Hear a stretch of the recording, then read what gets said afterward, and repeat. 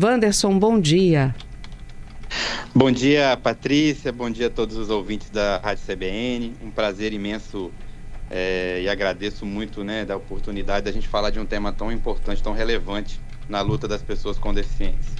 Pois é, e tem coisas que as pessoas falam ao longo das décadas, aprenderam com os mais antigos e repetem até mesmo sem saber o significado de alguns desses termos. Para a gente começar, eu vou citar um, você me diz se ele é capacitista ou não. É aquela coisa de, dá uma de João sem braço. Esses são contextos históricos, Patrícia? A luta das pessoas com deficiência ao longo das décadas, vem apresentando nuances diferentes, Uhum. Então, alguns termos que a gente usava, que eram aceitos anteriormente, não se encaixam mais neste momento atual em que a gente luta para que a pessoa com deficiência possa ser vista como uma pessoa de direitos, por isso que a gente usa hoje o termo pessoa com deficiência, A gente não usa mais portador de deficiência, portador de necessidades especiais, que em algum momento histórico tiveram sua utilização, Patrícia? Mas que neste momento, para que a gente possa jogar luz, jogar voz sobre essa pessoa, que não é a deficiência, é um sujeito, ela tem nome, tem vida, tem história, e é uma pessoa de direito, o termo que a gente usa correto é a pessoa com deficiência. E essa construção histórica explica essas frases como essa que você mencionou, Patrícia, que de fato é uma frase capacitista, preconceituosa, embora muito comum, a gente vai usando no dia a dia, assim, muitas vezes sem se perceber, porque na verdade quando a gente associa assim, vou dar uma de João sem braço, ou dei uma mancada, que também tem muito, que é muito comum, a gente vai estar sempre associando um ato que nós cometemos que não é correto, que não é adequado, e vamos associar a figura de uma pessoa com deficiência, Eu até costumo dizer, coitado do João, Além de ter aí uma questão de deficiência física, ainda virou chacota, Então, de fato, é um termo inadequado, porque projeta na pessoa com deficiência uma imagem negativa, Uma imagem de uma coisa errada, de uma coisa ruim, e isso contribui muito para a continuidade dos estereótipos, dos estigmas, Uhum. Outras expressões que são erroneamente usadas? Olha, dei uma mancada, por exemplo, ou vou fingir demência, Olha. Chamar a pessoa com deficiência ainda com termos, como a gente falou, termos pejorativos, Patrícia? Igual inválido, incapaz, essa linguagem que durante muito tempo foi popularizada, mas sempre reforçando essa questão da negatividade do sujeito, jogando muitas vezes luz sobre a deficiência, sobre o rótulo que a sociedade constrói, a gente que está no campo, as APAES, no Espírito Santo e no Brasil, atendem pessoas com deficiência intelectual, autismo, a gente ouve uma com muita frequência, Nossa, tão bonito, nem parece que tem deficiência. Verdade. Nossa, tão inteligente, nossa, nem parece que tem deficiência, Uhum. Então são termos e frases que, sem querer, muitas vezes, a gente reproduz e eu acho que é isso que nós precisamos enfrentar, de construir uma nova linguagem, uma linguagem mais cuidadosa, E tem umas frases que a gente ouve até com certa frequência, do tipo, melhor ouvir isso que ser surdo. Tô cego de ver isso, umas coisas assim, Ou tem uma que está muito comum ultimamente, Patrícia, tendo em vista aí o avanço, dos diagnósticos de autismo, da pessoa falar assim, nossa, hoje eu tô muito autista, nossa, eu tô agitado, hoje eu tô muito autista, Olha. Sempre, mas são variações da mesma ideia, que é associar uma coisa negativa à pessoa com deficiência, associar a deficiência a algo negativo, algo ruim, algo de errado, Às vezes a pessoa está muito cheia de trabalho e fala, não tem mais braço para fazer isso, eu preciso de ajuda. Exato, ou eu não tenho perna para alcançar isso, Tá vendo? São sempre expressões do nosso senso comum, mas que partem desse lugar que durante muitas décadas as pessoas com deficiência estiveram, Que é o lugar da invisibilidade, Patrícia? O lugar do preconceito, o lugar da ridicularização, muitas vezes, com a sua condição, com a sua vivência da deficiência, né? E isso vai cristalizando na sociedade e a gente vai normalizando. Só que para um grupo historicamente vulnerabilizado, invisibilizado, fazer essas piadinhas ou fazer essas frases que parecem inofensivas, mas na verdade elas causam um dano muito duro para a vida desse sujeito, dessa pessoa, né? Porque sempre vai reforçar uma ideia de coisa errada, coisa que tem que ser consertada, né? Então, não tenho perna para alcançar. Por que a gente não fala assim, né? Eu não consigo dar conta, né? Eu não vou conseguir fazer. Não, eu não tenho pernas para alcançar, né? Não tenho braços para alcançar. O Áureo está aqui com a gente fazendo uma pergunta que eu também já ouvi termos depreciativos usando essa palavra. Ele fala, olha, eu gostaria de saber sobre a origem do termo mongol. Porque o Império Mongol foi um dos maiores da história. Por que passou a ser depreciativo? E a gente já... Eu hoje ouço menos, mas já ouvi muito falar, você é mongol, você é mongoloide. E de fato foi um termo que durante algum tempo na história nós até admitimos ele, se referindo especificamente às pessoas com deficiência intelectual. Com síndrome de Down, né?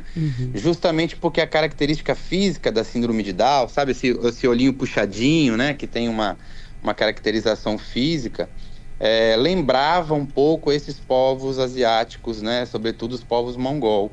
Então veio uma associação direta entre a questão dos povos da Mongólia com a síndrome de Down. Uma semelhança física. A semelhança física, por semelhança física, na verdade, né? E depois a gente vai desconstruindo essa ideia, porque também isso não traduz o que é a pessoa, e isso também está um pouco enraizado, um certo preconceito cultural, inclusive, né? Com os povos asiáticos, com a caracterização desses povos. Mas essa associação tem a ver com a síndrome de Down, a sua caracterização física, né? E uma certa associação aos povos da Mongólia, por isso mongol. Então ele foi um termo preconceituoso que a gente tenta desconstruir de fato, né? Mas ele tem essa origem da associação com a característica física, né? Eu queria destacar também, Wanderson, a importância desse vocabulário e dessas expressões que precisam ser extintas da nossa linguagem. No livro que você lançou, no Mini Dicionário Inclusivo, e eu te pergunto, o livro foi porque nós estamos usando demais esses termos, as pessoas precisam parar? Você acha que já teve alguma evolução e a gente precisa extinguir de uma vez, então o livro vem para dar uma força? Conta pra gente. A gente parte do princípio, Patrícia, que a gente tem evoluído bastante sobre o entendimento, né? Poder ocupar um espaço tão nobre, tão importante como este aqui, por exemplo, da CBN, para falar disso, assim, é muito enriquecedor para a gente, né? Eu acho que isso mostra como que a gente tem, de fato, conseguido evoluir. E enriquecedor para a gente também, tá? Que bom. Mas eu acho que nós temos ainda muitos desafios, né? E quando a gente fala de linguagem acessível, né, de uma comunicação acessível, muitas vezes as pessoas enfrentam esse debate dizendo assim, isso é mimimi. Isso é mimimi, gente. O que tem a ver falar, né? Então a gente parte da ideia de que não é mimimi, né? Nós estamos falando de uma população estigmatizada, né? Cheio de estereótipos sobre esse sujeito. E quando a gente fica reproduzindo termos e conceitos inadequados, a gente reproduz o preconceito muitas vezes, reproduz o estigma, né? E para de olhar para a pessoa, para o seu direito. Então a ideia do livro é justamente ser uma ferramenta de letramento, né? Para que a gente possa educar a sociedade sobre outros prismas, né? Nós, infelizmente, né, Patrícia, crescemos numa sociedade que não se preocupou muito com essas questões de diversidade, de inclusão, né? A gente também é cheio ainda de piadinhas homofóbicas, né? Enquanto cultura popular, digamos assim, né? Piadinhas racistas, piadinhas homofóbicas. E também termos inadequados para as pessoas com deficiência. Então, o livro é um esforço, na verdade, para que a gente possa educar as pessoas, sem julgamento também, né? Porque todo mundo é fruto dessa sociedade capacitista, preconceituosa, mas que a gente precisa dar um basta, precisa recolocar esse debate sobre outro aspecto, um aspecto mais inclusivo, de respeito às pessoas, né? Rompendo os estigmas, os estereótipos. mesmo que a pessoa esteja sendo preconceituosa, Patrícia, sem perceber, muitas vezes, né? Querendo ser educada, ou simplesmente reproduzindo aí termos que sempre usou, que sempre ouviu, né, das pessoas, né? Então o livro é um esforço, na verdade, para que a gente, de forma coletiva, possa mudar o vocabulário, ser educado sobre um outro ângulo, né? Eu costumo falar que é um livro-instrumento, né? E a gente não pode, né, Patrícia, não pode menosprezar o poder da palavra, né, das palavras, né? As palavras têm um efeito importante na vida das pessoas. Com certeza. Wanderson, inclusive, nós estamos conversando com o Wanderson Gaburo, gente. Ele que é o autor do Mini Dicionário Inclusivo, fomentando caminhos para uma sociedade menos capacitistas. E não só o autor do livro, né, mas ele é sociólogo, ele também é o presidente da Federação das APAES do Espírito Santo. Eu estou com um livro seu aqui nas minhas mãos. Ah, que ótimo. E temos muitos ouvintes participando conosco, então eu vou pedir aqui para o meu colega, o João Barbosa. Ele vai separar todos os nomes dos nossos ouvintes que estão contribuindo conosco e a gente vai sortear o seu livro para os nossos ouvintes, tudo bem? Ótimo, que maravilha, que prazer. Então, olha, eu já registrei o Áureo e nós temos aqui outros ouvintes falando também de frases corriqueiras, né? E também percebendo quão preconceituosas elas podem ser. O Gledson está aqui, olha, outra expressão corriqueira, estou igual cego em tiroteio. Essa frase, inclusive, está no seu livro, né? Exato, né? Você vê como que são... a gente vai popularizando, né, Patrícia, e muitas vezes não percebe a complexidade e o efeito daquilo, né? Então, quando a gente joga a luz no tema, eu acho que vão surgindo outras expressões aí que ao longo do tempo a gente vai usando, né, com frequência. Temos aqui também o Elvis falando, olha, sofrendo mais que sovaco de aleijado. Olha isso. O Joed está aqui conosco dizendo, sabe uma coisa que me incomoda bastante? Você percebeu uma resistência na sociedade quando se faz a correção, porque alguém usa um termo desse num diálogo, numa conversa, e aí a gente fala, olha, isso não é legal, isso não é correto, é uma fala preconceituosa. E tem gente que fala, mimimi, como você mesmo falou, Wanderson. E em outros tempos não existia essa frescura toda, é o que as pessoas usam para se defender, né? E tem muita gente resistente a mudar e entender a importância de se respeitar as pessoas em acordo com as suas condições e capacidades. Exatamente, eu acho que é isso, né? Como a gente foi educado enquanto sociedade numa outra lógica, né? A lógica das piadinhas e tudo, a gente muitas vezes não percebe o tamanho do prejuízo histórico que pessoas vulnerabilizadas vivenciam com esses termos, né? Porque quando eu tô falando, por exemplo, dei uma de João sem braço ou dei uma mancada, eu tô negativando a existência de um universo muito grande de pessoas que têm deficiência física, né? E eles não são errados por ter uma deficiência física. Então, por que eu estou usando um paralelo, né? É uma imagem para expressar uma coisa que eu estou fazendo inadequada, né? Então, eu falo muito dessa questão do mimimi. Não é mimimi, sabe? Isso muitas vezes explica por que a gente tem, Patrícia, tanta dificuldade ainda de construir políticas públicas inclusivas, né? Mesmo com tantas leis que garantem o direito da pessoa com deficiência, o direito de uma sociedade mais inclusiva, o direito das pessoas com autismo, né? Mas por que a gente tem tanta dificuldade? Porque, de fato, são obstáculos, né? São barreiras físicas, barreiras atitudinais como essas, né? De minimizar os termos, né?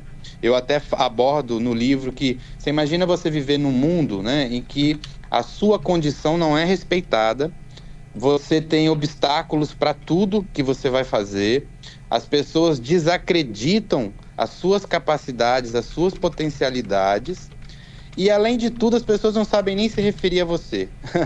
Então, verdade. Essa é a vivência de muitas pessoas com deficiência, né?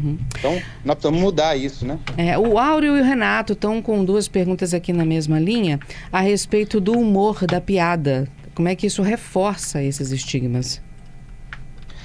Essa é sempre uma questão muito delicada, porque muita gente que trabalha, que faz humor e trabalha com humor, defende uma liberdade, assim, né, expressiva e artística, né? Então é um debate bastante intenso esse, que vale não só para pessoa com deficiência, né, Patrícia? Vale para outros temas também, Sim. né? Eu acho que, claro, preservando aí a arte do humor, as liberdades artísticas, mas eu penso que também o humor precisa se adequar não a um patrulhamento, acho que não se trata disso, mas precisa se adequar a uma sociedade que a gente quer construir, inclusive respeitosa. E aí eu acho que a gente precisa colocar o debate, né? É possível construir uma sociedade que respeite as pessoas, rindo da condição do outro? É possível, né? Que a gente vá... Então, eu acho que esse é o debate, né? Para fazer. Até onde vai o limite do humor, né? Pois é, e me corrija se eu estiver errada, mas não dá para confundir o bom humor de uma pessoa com deficiência com todas as pessoas com deficiência, porque a gente sabe que existem pessoas que são bem-humoradas, que lidam muito bem com essas questões e não ligam, até eles fazem piadinhas e brincam com eles. Sim. O bom humor deles não significa que todos têm bom humor e que todos vão encarar da mesma forma, não é isso? Ou você acha que até o bom humor deles também pode ser um tipo de capacitismo? Eu penso que as pessoas vão absorvendo aquilo que elas vivem também em sociedade, né? Então, muitas vezes, as pessoas já sofreram tantas ações de preconceito, muito mais duras, assim, digamos assim, muito mais sentidas, né? Sei lá, um acesso à falta de acessibilidade física, por exemplo, né? Para uma pessoa com deficiência física e tudo, que muitas vezes ela suaviza as piadinhas, né? E ela meio que normaliza também essas piadinhas como categorizando os enfrentamentos, sabe, Patrícia? De lutas diárias, né? Mas eu acho que tem sempre uma ideia, eu costumo citar um paralelo, quando você está numa roda de amigos ou num grupo de amigos, que alguém faz uma piada sobre algum tema, uma piada que não é muito engraçada, né? Mas como você está num grupo de amigos, todo mundo ri, até aqueles que não acharam graça riem também, né, do contexto. Eu acho que muitas pessoas com deficiência, quando riem de piadinhas sobre deficiência, estão um pouco nesse sentimento, sabe, Patrícia? Entendo. É um sorriso amarelo, né? No fundo enfim, um sorriso de participar da piada, mas... não de concordância. Não de concordância, ou muitas vezes, assim... como eu falei, as dificuldades diárias são tantas que ela categoriza, acho que isso é um enfrentamento menor, né?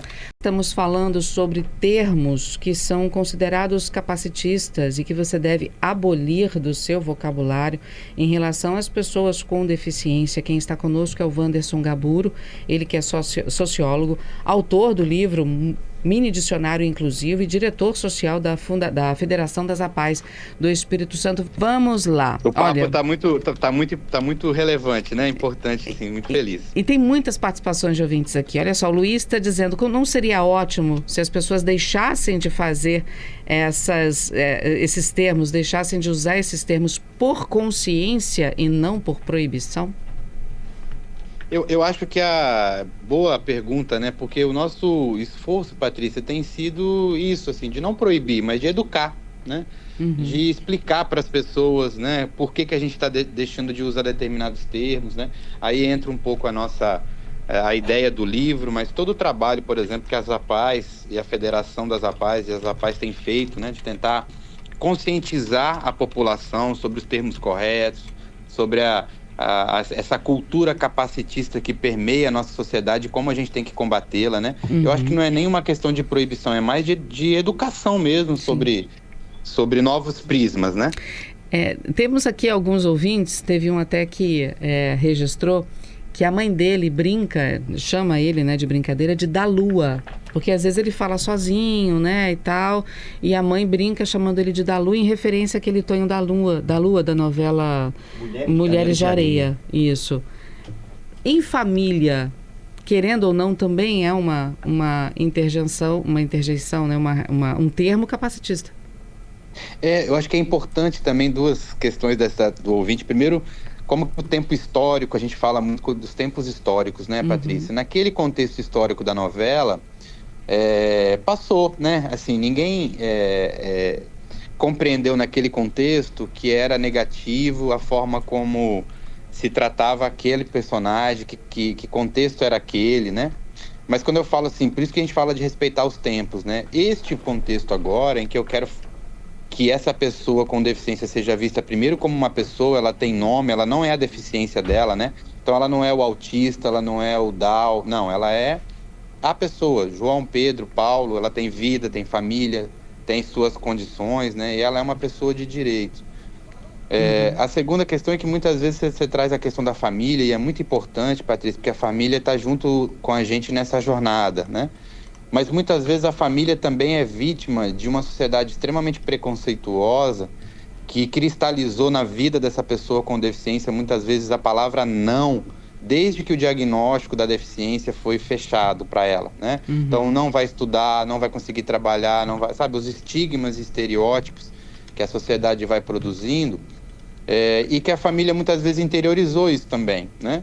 E aí muitas vezes até dentro de casa, no contexto familiar, ela reproduz um pouco o que a sociedade impõe para ela, né? Então, eu digo que a família faz parte também desse nosso esforço, desse nosso processo coletivo de construir outros pilares também, né? Muito em função dos efeitos de viver numa sociedade que, como eu falei, não foi educada, né, para a diversidade, para a inclusão, né? Olha, temos mais ouvintes aqui conosco. O Ralph dizendo, já ouvi pessoas também falando, nossa, fulano parece meio abibolado, né? Quer dizer, meio doido. O Hélio dizendo, atualmente eu acho que o limite da piada é o limite do teatro, digamos assim, né? Tem piada que de tanto mau gosto ou não deveria ser feita ou deveria ficar restrita a casas de shows. Que ofende, né, as pessoas, ridiculariza os sujeitos, é isso, quer dizer, será que a gente consegue de fato fazer uma sociedade mais respeitosa, continuando ridicularizando pessoas, corpos, comportamentos, né? Talvez a gente precise de fato fazer uma modulação, né, dessa tradição, digamos, nossa de fazer humor, mas que nós fazíamos humor em outro contexto, né? Talvez precisamos adaptar aos contextos, às lutas das pessoas, né? As pessoas estão lutando muito por dias melhores, né, Patrícia? Exatamente. E a gente não pode puxá-las para um outro tempo histórico, né? Que se aceitava outras coisas, né? Para a gente encerrar, Wanderson, eu vou registrar aqui o áudio. Ele diz, sou pai de uma criança autista e ouço coisas o tempo todo. Tento desconstruir as situações a todo momento. E dentro de sala de aula, então, nem se fala. Mas eu tento não partir para o confronto e sim para desconstruir, para incluir essas pessoas e tentar passar a mensagem de que o que elas estão fazendo está errado, mas muitas vezes as pessoas nem percebem, né? É isso, eu acho que é ótima observação do Auro, que é pai, que vivencia isso no dia a dia, né? Sabe que muitas vezes, como eu falei, as pessoas podem ser preconceituosas sem querer. Eu diria até que a grande maioria, Patrícia, é preconceituosa sem querer, né? Por fruto dessa sociedade. Porque quando a pessoa comete um ato de preconceito intencional, nós estamos tratando de um crime tipificado, inclusive, pela Lei Brasileira de Inclusão, né? Então, você cometer de forma intencional um ato de preconceito contra a pessoa com deficiência é crime. Mas a grande maioria das vezes são atos rotineiros, como ele fala da questão do autismo, eu falei, tá muito em moda, né? Então, eu tô num dia super agitado, e aí eu vou falar, nossa, hoje eu tô muito autista, né?